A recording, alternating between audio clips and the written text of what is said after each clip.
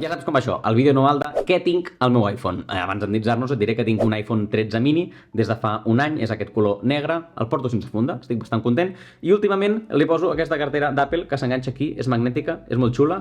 Així, si perdo l'iPhone, també perdo la cartera. És fantàstic. Comencem. Començarem per la pantalla de bloqueig, perquè ara per primer cop amb els iPhones pot ser una mica més creatiu en aquesta pantalla. Jo tinc posat, doncs, el temps que fa, és un fons de pantalla que canvia amb el temps, és molt xulo, soc així d'original, i a més li pot posar widgets en aquesta pantalla, i jo en tinc posat 3 en concret.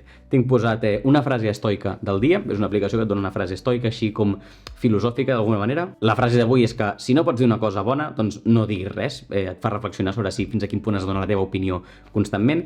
I també tinc un altre cop la temperatura mínima, màxima i la que toca, i les alarmes, perquè així si me'n vaig a dormir i poso una alarma puc veure ràpidament que la tinc posada i ho confirmo. Soc així d'original. La Judit, per exemple, li encanta personalitzar això i té molts vídeos al seu canal on et comenta el nou iOS 16, ho pots personalitzar com ho fa ella, és superbonic i vendràs molt més que jo, pots mirar aquells vídeos. I ara sí, si vols ja entrem a l'iPhone i et comento el que tinc. Si vas veure el vídeo de fa un any, veuràs que aquesta pantalla ja potser et sona una mica. Soc minimalista, el qual a vegades vol dir avorrit i no canvia molt el meu telèfon. Hi ha alguna coseta nova per això. I el primer que pots veure ja és que aquí tenim doncs, un fons de pantalla, que aquest fons de pantalla és el mateix que teníem a la pantalla de bloqueig. És el temps i llavors va canviant. Ara són les 3 de la tarda i fa sol, doncs pots veure que hi ha el sol, però si està plovent el teu fons de pantalla també canvia acorde amb el temps que fa. El primer que pots veure aquí és un widget que va canviant. En aquest cas ara estem veient el temps, però hi ha altres coses. Jo puc fer rotar i pots veure que ara mateix hi ha el calendari, puc veure si hi ha algun esdeveniment, i també si passo més també tinc l'Spotify i em diu l'última música que estàs escoltant. Si volgués apretaria aquí i passo directament en aquest cas al disc del Manubis, per exemple, que estava escoltant. Aquest widget és intel·ligent i va canviant i, per exemple, jo què sé, si estic escoltant música amb els AirPods, doncs aquí em sortiria una pestanyeta que hi ha la diferent bateria que tenen els meus AirPods, la caixa dels AirPods i l'iPhone en si. I està superbé, m'agrada molt i sempre el deixo aquí dalt. També m'agrada tenir un widget a dalt perquè, com que jo tinc les mans petites i tot i que l'iPhone sigui petit, no és molt còmode arribar a la part de tot de l'iPhone. Segurament no es passa a tots els telèfons són molt grossos. Llavors a mi m'agrada que les aplicacions estiguin relativament a baix i la part de dalt no haver-ho de tocar molt. Llavors tinc un widget més aviat informatiu que una altra cosa. A sota ja pots veure una mica les aplicacions que més faig servir a la meva pantalla principal. La primera aplicació que pots veure és FaceTime, aquesta per fer videotrucades amb altres iPhones. També tinc el calendari d'Apple, on bàsicament poso quan tinc esdeveniments concrets d'un dia. Si no faig servir molt la meva aplicació de To-Do List, que ja t'ensenyaré, però al calendari sí que hi tinc doncs, els esdeveniments. No? Aquest dia és l'aniversari d'algú, aquest dia he d'anar a una cita mèdica, sí que m'agrada tenir-ho tot calendaritzat. A continuació tenim l'aplicació de fotos de l'iPhone. Quan fas una foto la pots veure des d'aquí, és bastant útil, te la recomano. El que m'agrada d'aquesta aplicació és l'editor de vídeos que té.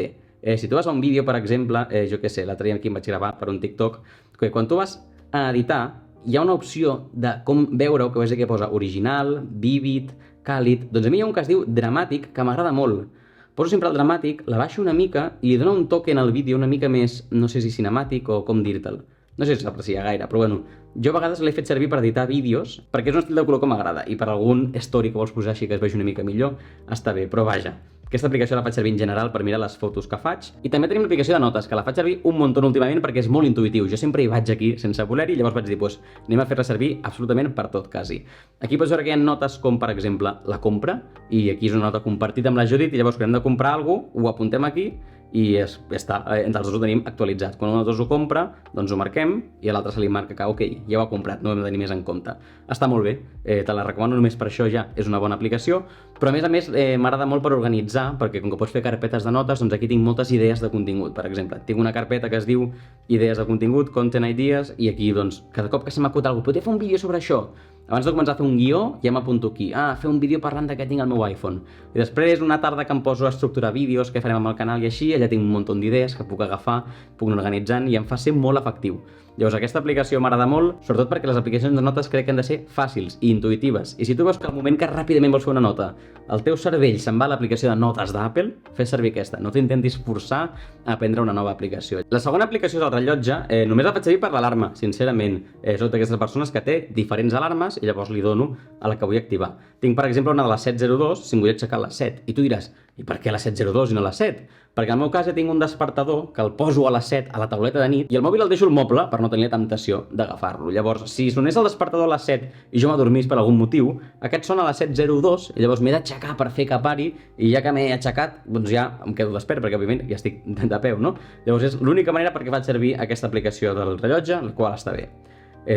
configuració de l'iPhone, doncs per configurar coses, ja t'ho imagines. Després tenim aquí Notion, que és una mica el meu gestió de projectes. Notion és com una aplicació de prendre notes, però absolutament massiva i pots fer tantes coses que és fantàstic. Jo ho faig servir per gestionar el canal de YouTube, crec que he dit altres cops. Aquí és on tinc tots els guions, totes les llistes de coses que he de gravar, tots els enllaços que vull fer servir. Quan una cosa que t'he dit que estava a l'aplicació de notes, dic, vale, d'això em voldria fer un vídeo, llavors a Notion ja començo a crear el guió. I aquí pots veure que tinc diferents coses de la feina, tinc coses meves personals, per exemple, com la revisió anual que faig, i després tinc aquí, jo què sé, el guió de què tinc a l'iPhone. I aquí em poso idees que m'agradaria tenir una miniatura, i idees de què comentar, quines aplicacions vull que veieu, etc. Tot això viu a Notion. Al costat tenim l'aplicació d'Apple Podcast. Escolto molts podcasts, i aquí pots veure alguns que escolto, doncs mira, Waveform, The Tim Ferriss Show, Not Overthinking, si t'interessen pots anar veient els que escolto jo. Escolto bastants podcasts i ho faig a l'aplicació d'Apple Podcast perquè em va semblar que Spotify gastava més bateria.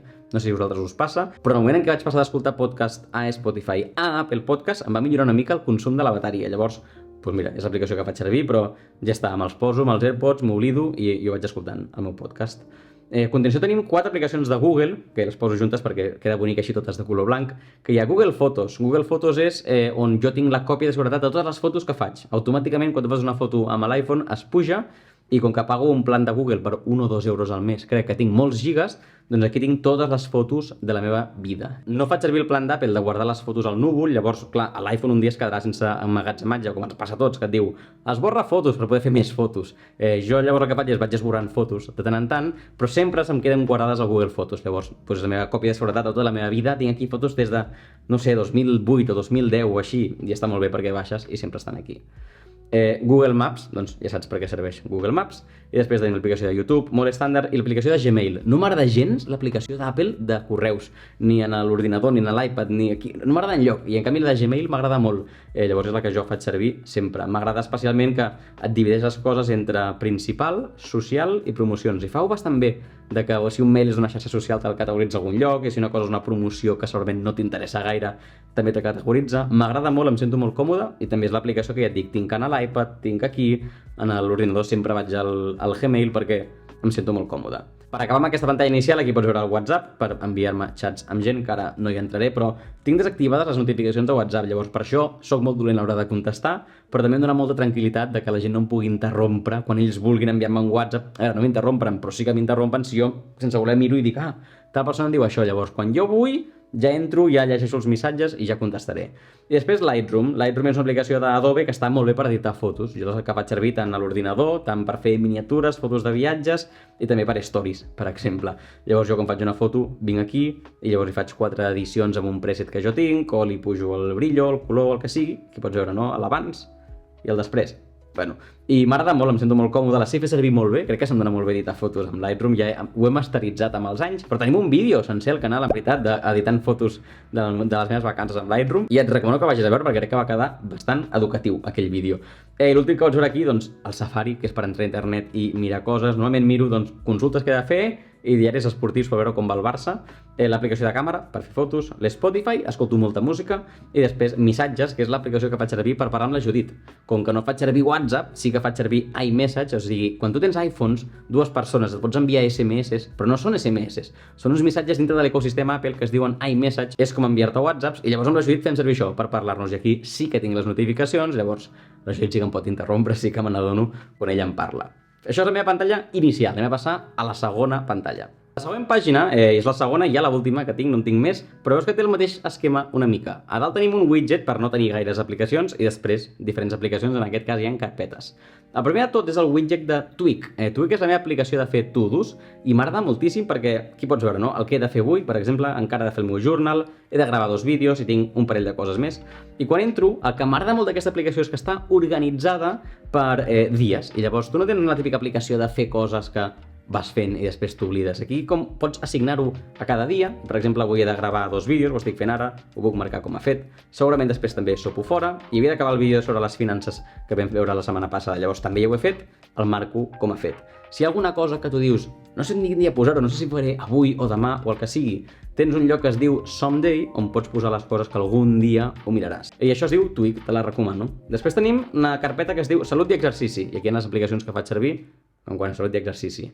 La primera, Fitness Park, és el gimnàs on vaig, i bàsicament l'aplicació està aquí perquè fa falta aquest QR que veus aquí al mig, i quan apretes aquí hi ha un QR per entrar al gimnàs.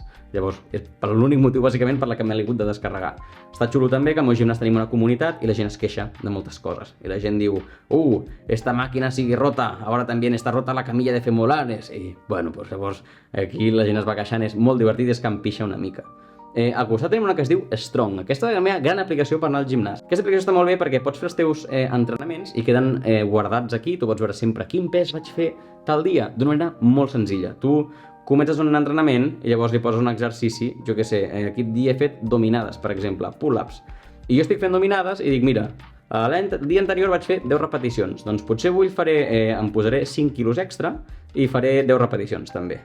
I a la segona sèrie també en faig 10, però a la tercera potser dic, ostres, no he arribat, estava ja molt cansat i només n'he fet 8. Doncs em marco que n'he fet 8.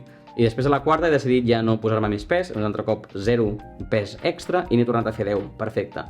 Doncs aquí ho vas fent i vas fent el teu entreno. Després ho puc apretar aquí i puc veure tot el meu historial de sempre que he fet aquest exercici, quins pesos he mogut, com ho he fet. M'agrada molt, la veritat, em sento molt còmode perquè jo havia provat de tot, anar amb un paper, anar amb un Excel, anar amb una nota a l'aplicació d'Apple Notes, i al final aquesta és la que he trobat que és com superintuitiva, superfàcil, la faig servir des de fa potser ja un any, literalment cada dia que he anat al gimnàs. Després tenim aquesta aplicació que es diu Zepp Life, és l'aplicació d'aquesta pulsera de Xiaomi, que no sé per què es diu així l'aplicació, però bueno, la que tinc per mirar doncs quants passos faig, quanta estona dormo cada dia, si dormo millor o pitjor, i una mica la meva freqüència cardíaca. Em fa molta gràcia veure com quan dorms la freqüència cardíaca baixa tant i després al moment en què t'aixeques ja puja un muntó. A continuació tenim una carpeta que es diu Finances. Vaig fer un vídeo separat on et parlava totes les aplicacions que vaig servir per les finances i no ha canviat gaire, així que et recomanaria que encis aquell vídeo perquè és que si començo no paro. Podem passar a la següent carpeta, llavors que sí que podem estar una mica més estona, és la de foto i vídeo. Aquí tinc un muntó per connectar-me a càmeres, editar, etc. I tenim, aquí destacaria la de GoPro Quick i la de Fujifilm Camera Remote, doncs són dues aplicacions que pots accedir tant a la GoPro com a la meva càmera Fujifilm i veure les fotos i passar-me-les al mòbil directament. Després tinc un Fold. Aquesta m'agrada per fer uns stories així una mica més creatius. Ara te'ls ensenyaré si vols. Està optimitzant-se l'aplicació, coses al directe. D'aquesta aplicació m'agrada que pots incorporar-li fotos i llavors fer un disseny així una mica bonic. Per exemple, doncs jo vaig anar d'excursió un dia i vaig fer aquestes fotos i les vaig posar amb aquestes composicions que hi ha dues fotos i dues fotos més i tot queda com molt bonic. És gratuïta, hi ha opcions de pagament, però jo no les pago i està bé per fer uns stories una mica diferents, per explicar una mica més potser la història, a mi m'agrada. Ja està, no té gaire més aquesta aplicació, però m'agrada, la faig servir bastant, és de les meves més utilitzades. I l'última incorporació aquí que faig servir molt és CapCut. CapCut és una aplicació, és l'editor de vídeos de TikTok, de fet, és exactament igual i crec que és de la propietària de TikTok. I el que faig aquí és quan vull fer un vídeo vertical per un short, per un Reels, per un TikTok, el que faig és em gravo normal amb la càmera i llavors vinc aquí, incorporo els vídeos i amb això els puc editar molt fàcilment.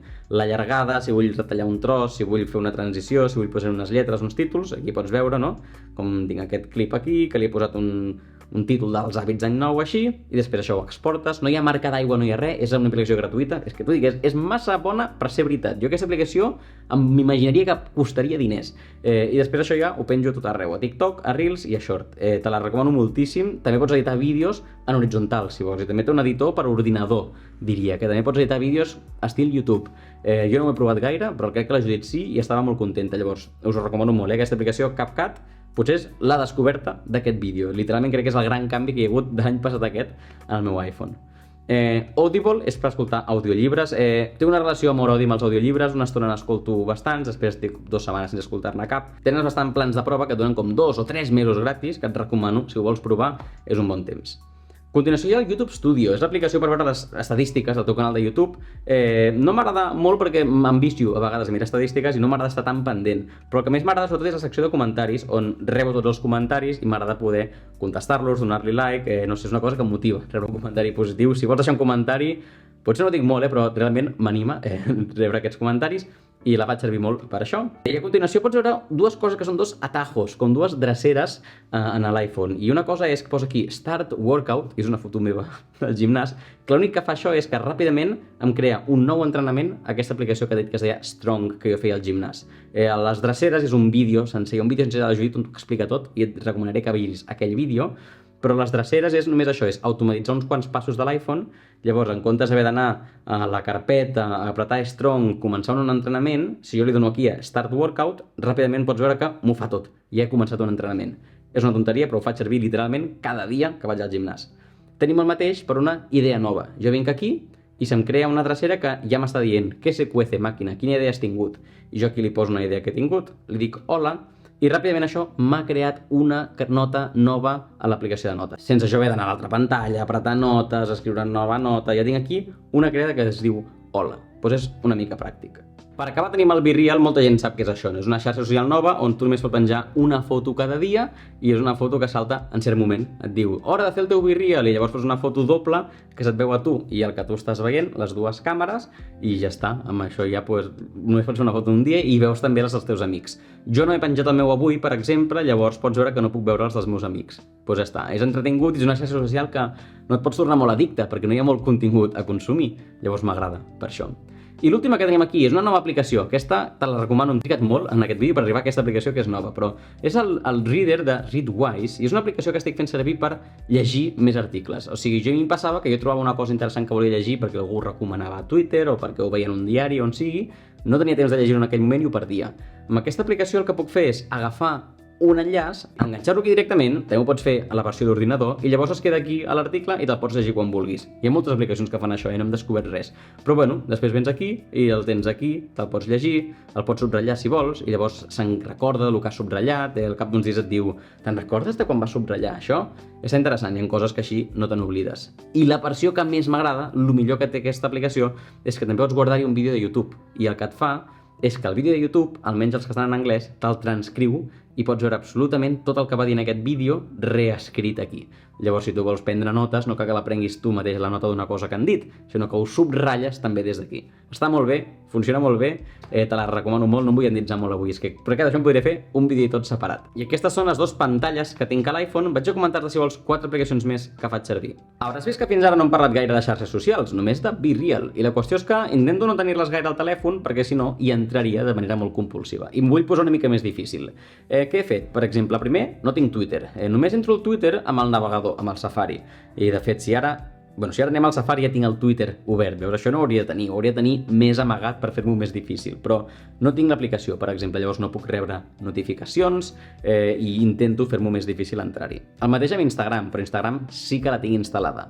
Com entro normalment? La veritat, jo deslisso, no sé si es diu lliscar, imagino, de dalt cap a baix, i et surten els suggeriments del Siri, que són les aplicacions més probables que vulguis fer servir. Sorpresa, aquí a Instagram, perquè al final hi acabo entrant molt com entrem tots. Llavors m'ho diu aquí, però ojo, perquè si jo vull entrar al meu Instagram, tinc muntat que hi hagi com un salvapantalles que salta i em diu respira un moment, Albert.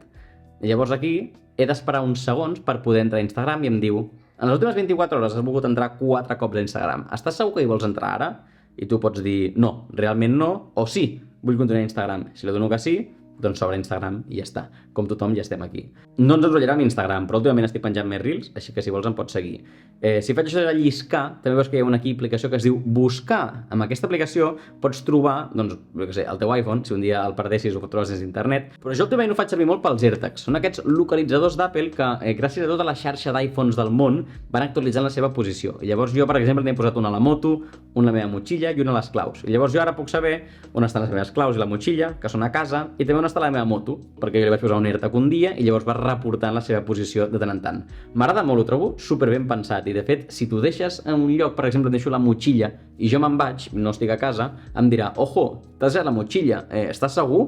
I pot ser que t'estigui deixant la motxilla al metro o te l'estiguis deixant a la universitat o on sigui, doncs això està molt bé que t'ho recorda. Els AirTags aquests estaven de fet a la meva llista de regals que us proposava aquest Nadal, així que si ho has regalat a algú, doncs ho pots deixar als comentaris, si vols. Una altra aplicació interessant que et volia ensenyar era el Too Good To Go, que crec que no sé si n'hem parlat abans. Too Good To Go és aquesta aplicació on els comerços poden tenir menjar que està a punt de caducar i que l'hauran de llançar, doncs el posen aquí a la venda per un preu molt reduït. Jo què sé, aquí em surt ara un pack sorpresa a la Boulangerie Mayer del Poble Nou. I aquí et diu que un pack de menjar que estaria valorat en 9 euros, tu te'l pots endur per 2,99 aquesta tarda. Demà al matí, de fet, de 8 a 10 del matí.